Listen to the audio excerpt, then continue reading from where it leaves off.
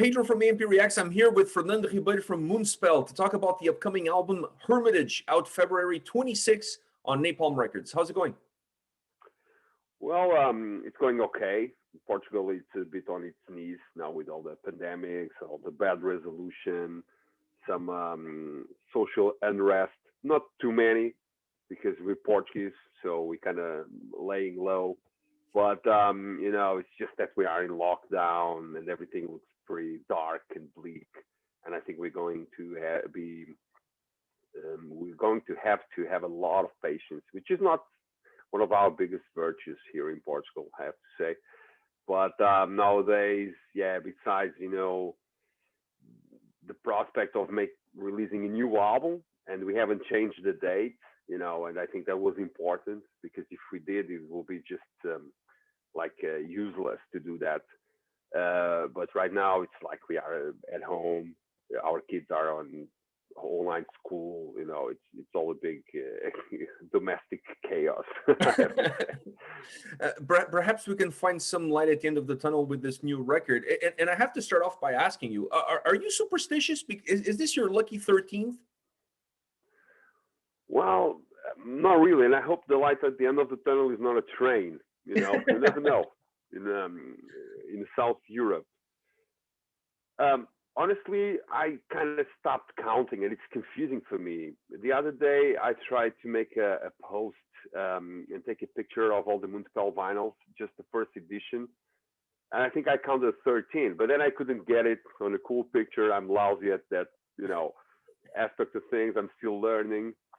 So yeah, I don't know. It's just we feel, and it's just a personal feeling that Hermitage or Hermitage, it's a bit of a different album. It catches us on a different time of our way as a band, and also the things that have happened between 2019 and 2020. Everything is a bit different. It feels a bit different. It can be a ugly duckling, like some past albums that people not really, I would say, ready or keen, and then after a couple of years they start getting more into it. But I think this album, for us, it's so simple. It is such the most musical album without any kind of heavy arrangements, or it feels so honest. Then I think it can be a very, very important album, not only for the time being, but also probably in the years to come. It can be life-changing for us. I don't mean the success or the lack of it, because that always takes time, and you have to see case by case.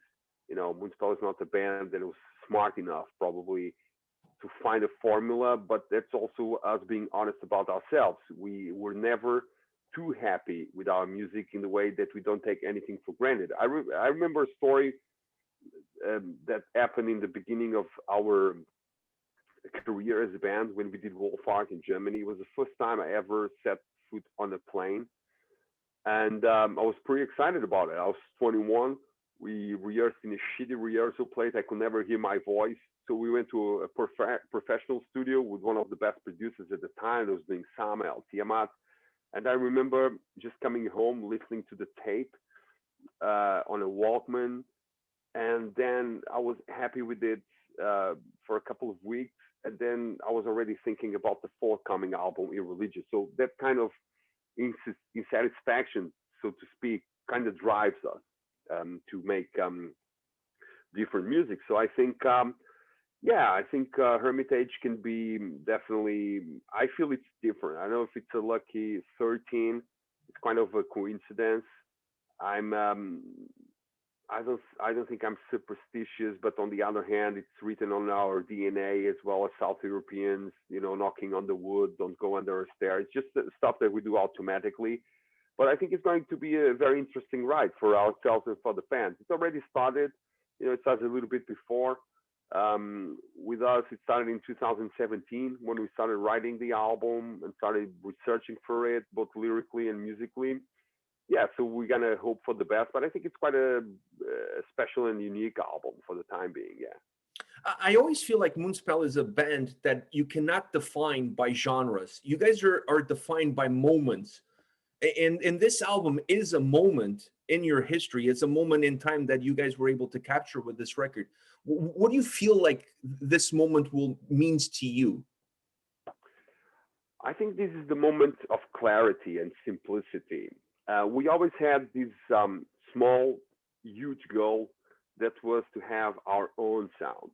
Whenever I picked up any kind of metal bands, let's say, for instance, Death, when I picked up Scream Bloody Gore, and then when I picked up Leprosy, when I picked up Spiritual Healing, which, as a side note, is one of my favorites, and then when they started evolving to do something a little bit more jazzy, mixed with death metal, there was always something I looked up to this kind of bands.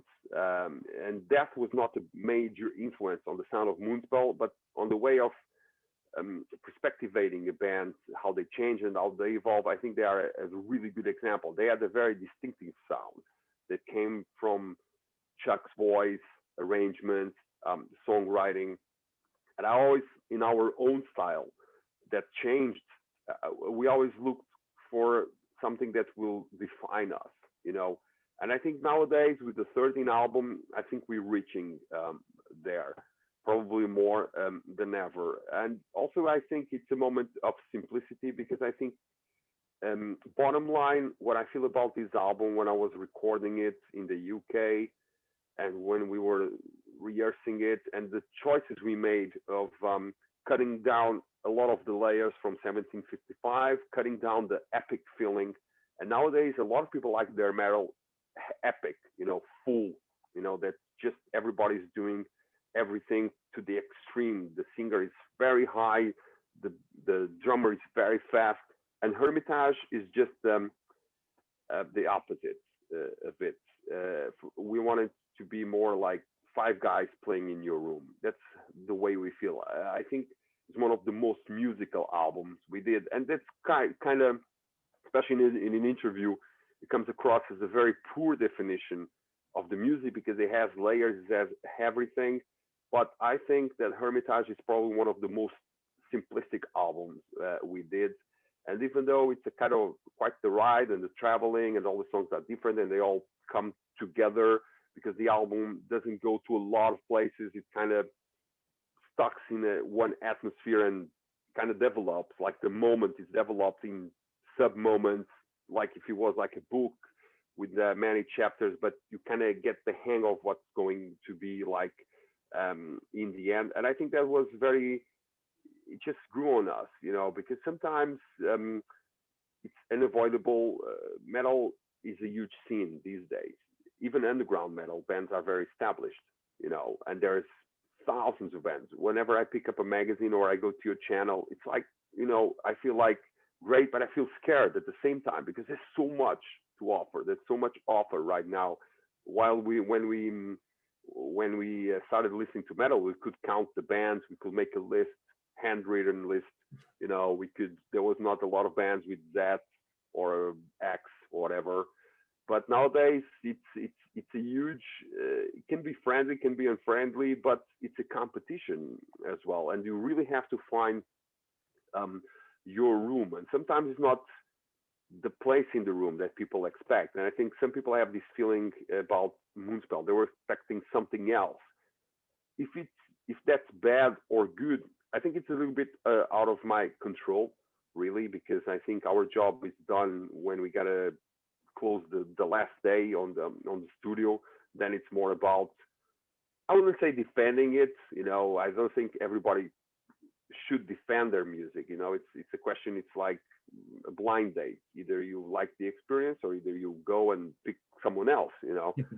But on the other hand, I think that for some people to be surprised in a way, it's still a good thing, and that's the ones who are gonna like the album, I think, and they're gonna like it very much. And the others, maybe they will need more time. Probably they won't get into it as well, because when you do an album of Hermitage, the worst thing it can happen to you is that you do an album that is consumed like a product, like at first sight, because Hermitage or Hermitage, it's completely the opposite. It's about taking a break. It's about slowing down a little bit or zooming out. And I think those moments are really evident in the album. Yeah, and obviously, I think right now we are getting closer to a proper sound, but it's still not done. I'll have to say, maybe it will never be done. There's these kinds of bands, and also I think it's harder for us, even if we were born in the '90s as a band and start developing our skills back then. Since the '70s and the '80s, it's very hard for someone to come up with something totally unique. I think we just make variations of some stuff. Like you take, for instance, Dark Throne, brilliant black metal band. But if you listen to Under the Sign of the Return by Battery, you'll see their roots over there. You see a lot of the stuff that they did after, or that they recovered in a special moment. It was already on those albums. So we kind of need some context as well. And I think we had the right context to ourselves as musicians, as persons as well. The fact everything came, slowly but surely, everything came into place for Hermitage. I read that you feel like perhaps the band is coming to the twilight of your career. You start to see perhaps moving towards the end. After listening to this album, I feel like there's still a lot of juice in this orange. We can still squeeze it. We can still get a lot of glasses from you guys. Did that statement come from the time that we're living, or do you really feel like you're progressing towards that point? Well, I think first and foremost, it's healthy to think about that everything is temporary, and it's healthy for you not to be obsessed about your longevity as a band. I think that's kind of extension of the time of a band that you cannot really calculate. It was something that really truly belongs to the classic bands like Maiden, Metallica, Slayer, call it quits, Priest. I think Sabbath. I think that's kind of immortality that we daydream about. It's not ours. It's kind of the time washed it away for newer bands. And also, I don't like. I leave a very no strings attached relationship with Moonspell, and I thought about revealing that also in the press note, because next year we're going to be 30 years. I don't believe there was, even if there's juice, I don't think there will be juice enough for 30 more years. I think for me that's a completely unrealistic thing to think about. And also, unfortunately, I see that musicians sometimes they love so much their bands that they cannot have a balanced relationship with the bands. Even people, and it doesn't matter if you are very successful or just trying out or struggling. And I feel that Moonspell can be successful, but I never thought something else of the band that we are a struggling band, especially with the kind of music we do. Sometimes we have to start over. We never know if our fans are going to react massively and positively. There's a lot of device all the time, and that keeps us on our toes. I have to say, it keeps us on the struggle, and that's a certain engine for being in a band. Trying to risk, trying to be adventurous with your music. But if you are too obsessed about it, and when you get the daily grind of the internet, of people trying to attack you, like for instance here in Portugal, whenever I have an album out, I get like cyber attacks. Imagine this is true, and I have to change my passwords, everything, bank, Netflix, HBO, on a weekly basis. This is the kind of world we live in. People, if they don't like, they don't let go, and that's the main difference. That internet came to us. It came with a lot of advantages, but it also changed our mentality. Sometimes from fans to customers that want the pizza delivered in time, and they want more onion or whatever, And I think music never been kind of a commodity or a service, at least to us. So I think when you evaluate everything, it's natural that you feel a bit tired and you feel even a bit surprised of, and this is always proportional to the band, obviously. But with Moonspell, I always felt we were the kind of the black horse running around the track, and sometimes we hit, sometimes we miss, but that's the way we feel it. It's much more troublesome to be in the band navigating troubled waters. But on the other hand, it keeps it more interesting. What I do not want to do is take for granted that my band will last forever and that I will be old on a stage singing Vampiria or Alma Mater with the same spirit and the same energy. That works for some bands, but at least for Moonspell, I think it will work otherwise, because there's three situations I want to avoid. I want to avoid living when things go down and when you start not having it like the way you want it. Some musicians, they just start, and we know that, to live a destructive lifestyle, and eventually they die of their own abuse. Sometimes they just commit suicide because they cannot take, and people do not know. I mean, I have a cool mental structure. I have a kid, I have a family, I write books, I work in literature, so I don't have all the eggs in the same basket, so to say. But sometimes when you get grinded online or even bullied, like you're a bad singer, sometimes you start doubting yourself. Well, if someone is campaigning and saying this so vehemently, maybe I'm bad. And when you get to this, you come to a strange place, I have to say. So that's why I think it's healthy to think about the end. It's healthy to think it's a lot more, a few more turns around the sun, as we say on the All or Nothing lyric. And I think for Moonspell, it's very, very important because it keeps us alert and it keeps us comfortable, and we do not fall into desperation. Like when this COVID thing came, we are a band that tours so much and so heavily. And obviously we saw a lot of people saying, what am I going to do with my life? And, and I immediately just overcame that stage and said to the band, we have 5 or 6 goals this year. I know it's probably poor compared to other years where there was not the pandemic, but that's the things that are going to keep us focused and on the radar, which was to record and to finish Hermitage and go to the UK to record it. And it was, believe me, a blow of luck, because when we went there, Portugal was not blacklisted. And then after a couple of weeks, it was blacklisted again. So there was all these criteria in between countries. And now with the Brexit, it's not the same at all. You cannot even buy a book or a record there because it goes here to the costumes, and you have to pay shitloads of money. And even though it's not clear legally what they should do, but they're already charging, shoot first, ask later. Yeah.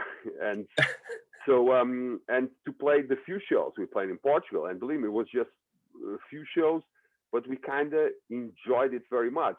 And yeah, I think we have to prepare for the worst while hoping for the best, and one of the things that we probably will be forced to do sooner than we think was probably not to live from music again, to find alternatives.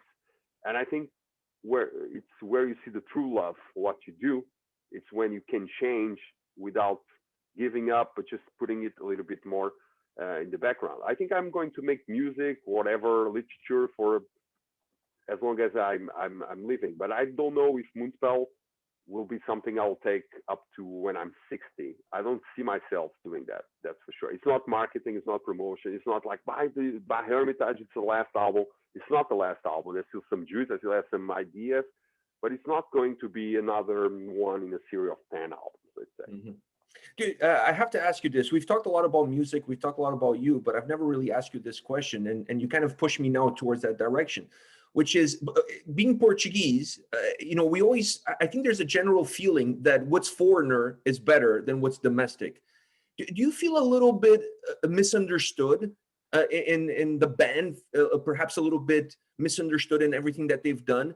Because I always feel like Moonspell is such a huge band outside of the country. You guys really carry the Portuguese flag everywhere you go. but I don't think sometimes you get the respect or love or appreciation within borders. Do you feel that way? Well, as far as the audience is concerned, I would lie if I say that we don't. It took a little bit more time. What they say in Portugal is that we have to prove ourselves first abroad. That we did. We're already touring Germany. We're already touring Poland. And then we started to hit heavy in Portugal, and one thing led to the other. Also, the 90s in Portugal was a great time to be alive for metal and rock music, because we got a lot of attention. It was something brand new for the press, even though there was this proto metal scene in the 80s with Tarantula, Iberia, the Coven. It never really kicked off, and that's the facts. It's not me talking, to a place where Moonspell is right now. And right now we are one of the best-selling metal bands in the country. And when I say best-selling, I'm counting with all the bands, even Metallica, etc. Because we, step by step, we conquered our fans here in Portugal. It didn't matter that we had press or that we had the respect of our peers. We had the attitude and we had the music, you know. And when people from Portugal, you know, just connected the dots with Wolfart, especially, they thought, well, these guys are Portuguese, so we got to be proud of them. So I think that's something that we sometimes we lose, sometimes we win, but we have a really cool status right here in Portugal. And talking about myself, I'm always the metal dude that gets invited to all the programs, you know, and sometimes the TV shows, etc., and the cultural stuff, and sometimes, and you know, because you were one of us too, and sometimes we weren't ready for that. Sometimes Portugal just likes to go around in circles and all the same circle of friends, etc. And the difference with Moonspell is that we went really fast from playing to the couple of friends that we had that liked our music back then, because we always had friends from all genres of music and whatever. And then we started playing to real fans, and Moonspell started to have a real huge base of fans. When it comes to the peers, the other metal bands, well, that's something different. I have to say that, especially myself as a spokesman and as the singer of Moonspell, it's a love and hate thing. And sometimes they are not really under my radar. I'm not the kind of guy that is going to see and Google me up and say, like, Fernando sucks. Let's see who are the people behind this. I think it's, you know, everybody has got a better thing to do. But man, you wouldn't believe, or maybe you would, the amount of shit we get, especially from other bands, just because we are. I would, and that's kind of what drives me to that question. But that's some. I mean, every country has its own like book. Like the Finnish, they have the Kalevala, that the mark is worth a lot. We have Lusíadas, which is from our biggest poet, Camões, which is very hard for people abroad to say. But the last words on that epic book that kind of narrates the glory of Portugal in the discoveries, etc. It's envy, you know, and that's so traumatic for the people, because even we have a running joke here in Portugal. If someone drives a Lamborghini, there's someone like from Canada or the US or, you know, in Spain, and they say, oh man, I'm going to work hard to buy my own Lamborghini. But the Portuguese will say, this motherfucker, you know, how did he get the Lamborghini? And he will have like this kind of twisted, fucked up story. And it's a shame, because I think that sometimes we get blamed that the other bands didn't grow a lot, like we were these big eucalyptus that drew everything around. And not. I even have a label that kind of promotes the Portuguese metal and kind of, you know, does sign only Portuguese metal bands as new bands. Nowadays we're going to expand to Brazil, but there's a lot of backstabbing, bad mouthing still about Moonspell, and there's people that genuinely hate us. I think because they don't know us as well. Because abroad, record sales apart and ticket sales apart, we have an amazing reputation. Everybody thinks we're cool guys. And we are, I think. And it shows by the bands that you guys tour with. I mean, Rotting Christ, Amorphous, the list goes on, Dark Tranquility. I mean, you guys tour with some of the biggest names in metal around the world, and you guys have an incredible reputation with bands, fans, promoters, everybody. They love us. They love to tour with the Portuguese because we are, Chris Emmett from Dark Tranquility. he has one of the best sentences ever because we're Portuguese. In Portugal, it's not that we are different from everyone else. No, we have a kind of things that kind of connect us to a lot, even sometimes to the Finns, that sometimes I'm like, oh, this is exactly what the way we think and the way we feel in Portugal. It's quite mind blowing because they are in the far north of Europe and we are in Europe's ass near the Atlantic. So, but he said that you guys are brave because you keep the butter out of the fridge, and they like this kind of idiosyncrasies about Portuguese because they don't get to tour a lot with the Portuguese bands and with Portuguese people, so they don't get to know also our mentality and the way we are. And whenever we are on tour, some people, like for instance Dark Tranquility, sometimes they had so much beer in the tour because Michael is a avid collector and he had all kinds of beers. I never thought they existed, because he also does a kind of a column to a Swedish magazine.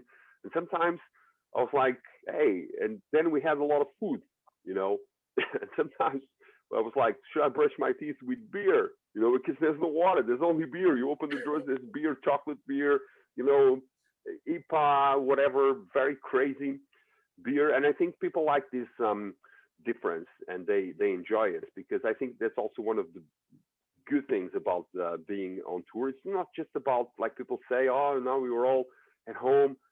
Yeah, we are. It's not only about the financial part, which is important. It's also about the lifestyle, and the lifestyle on tour helps us to trade. Like in the old Middle Ages, the Portuguese were always known from, we did a lot of shit with the imperialism and domination, but also we brought some civilizations together or closer in a harmonious form. And I feel that on tour. And nowadays, there's more Portuguese bands touring, and it's great. And I think with the Portuguese scene, we all should grow up because there's nothing to be gained of hating Moonspell or saying that foreign bands are better, which is true. That people say that, but sometimes I see bands tasting the success, and I look around. There's some kids around Leiria or somewhere else that are doing such great stuff, but the mentality, we still need to improve it. Yeah, and Moonspell was not that we knew everything. I mean, on the first tour, we took tents. We didn't know we couldn't camp on the city. We were just like really like countryside people coming to the city for the first time. And then we learned it. We shut up and learned a lot with other bands because they was not like in Portugal. We could ask the bands here, hey, how is it to tour on a van? There was many, just a few number of bands that did that before we did back in '95. I could talk to you forever. I enjoy chatting with you. You're one of the most fun guys to talk to about music, about metal, about the band. I just love talking to you. But obviously, we don't have all the time in the world. So I want to ask you one more question. About this record, you mentioned the word simple. I'd rather use the word well-defined as far as the sound is concerned. I think it's a much better word. And I have to ask you this. For the fans that haven't heard the whole album, they're not as lucky as me, who's had a chance to listen to the album multiple times. I felt that this was a record where you guys took things that you've done in the previous albums, but now with the knowledge, with everything that you guys have acquired through time, you're able to better construct that sound, that approach, create new songs that really bring a little bit of the history of the band to light, but in a better defined, and this is what I'm going to say, defined, not simple, in a better defined sound approach. Do you think that this is a good way to categorize what you're going to experience out of this record? I think we knew what we wanted. Yeah, I think we were not drifting between goals, and the band was very together. I mean, it wasn't simple to write it, the well-defined album, but I remember back in 2019, and this record was made with all due respect for Hugo and for Iris and for Jaime Gomez Arellano, our producer, but this record was made between me, Pedro, and Ricardo. And sometimes Pedro and Ricardo, they don't let loose, and I had to say, just go for it. You know, it doesn't matter. I mean, we already knew, you know, the good things and the bad things about music. There's a lot of experience. And in 2019, coming to 2020, I felt that sometimes they were holding back, and it was very important that they didn't hold back when it came to the songs having less of a song structure, or letting more the guitars have their space, etc. And I think that was very important. So I think I agree with you, definitely, because it's well defined, because we knew what we wanted, and what we wanted, it's not that we had it all figured out. No, there's the space for wonder in music. There's a space for improvement. There's also the producer that comes to work with you. But Gomez is not the kind of guy that wants to change your music. Sometimes he's very honest. You know, he's a UK citizen, but he was born in Cali, Colombia. And he's very straightforward to you and say, well, man, this is ridiculous. Ridiculous in a bad way, like we say here in Europe. And it was quite cool, because I think this album needs a very strong sense of humane, you know. Sometimes, with all due respect, I sat down with Jens Borgen doing Extinct. I was looking to his computer. I thought that I was in some headquarters, you know, like it was so full of things. And Gomez would just have really simple layers, you know. And I think that what drove us was to make a musical album. That's what we want people to connect to, you know. Not to forget what Moonspell has done or will have done, if it's the winter of our lifetime, if it's not, just to sit down and enjoy the music. Because honestly, I think when I listen to the album, I have this impression that I didn't have. I think the distance between us and who's listening has been shortened, and I think that's very good about Hermitage. I think it's one of the best, if not the best quality about this album, is that you really feel close to it when you do. Obviously, it's very warm. It has a very warm sound. Yeah, I mean, Gomez was amazing. He spent all his time, you know, he makes the setups, and then in the last day of the studio goes to the mixing desk and just I say, what are you doing? No, I'm not going to use your setups for any other bands, and I do this all the time. And you know, I felt I was in the 70s, because nowadays people, if they have a good sound, they even market it. You know, and yeah, it's cool for producers. A little bit more money that comes in. You know, it's a hard job, it's a hard industry, competitive, but not Gomez. He was the perfect guy to do this, because it's all about the human factor. And we became really friends, and we had time for everything. We had time for party. We had time for, well, party under the conditions, not these famous parties, just us, because we couldn't be more than 5 people in the room for the rules of the UK back then. Yeah, but it was quite the ride, and it's still going. I mean, I still nowadays we got the physical copies, and I still have to find the time just to be here at my office where I'm and blast the vinyl, because that's my favorite format, and that's what I look forward all the time to listen to and to enjoy, and then to figure out if this was well done. I still, you know, I mean, I had the chance of listening to the album many times, but I didn't have the chance to properly listen to it, which I'm going to do maybe over the weekend. Well, Fernando, thank you very much for your time today. I really appreciate it from the bottom of my heart. All the best for you and the guys with this release. I think you guys have a really great album on your hands. I really love this record. I really do. I think it's such an incredible sounding album that really it's a musical album. I don't know if that makes sense, but I think you understand what I'm saying. It's great sound. I agree. Thanks for your support, and take care. And when you come to Portugal, just call us to see if we can go for some wine and seafood or beer or whatever is your poison, because we're dying for it in Portugal. I'll have you as a guest in Nazaré. We can have some seafood and we can have some drinks. Yeah, I love Nazaré. I mean, it's for me, it's one of the most typical. It hasn't changed that much in a good way. Nowadays, it's more popular because of the waves and the surf. But yeah, it's a deal. We'll have you over. Thank you very much. Okay. Thank you. Bye-bye. Obrigado. Bye.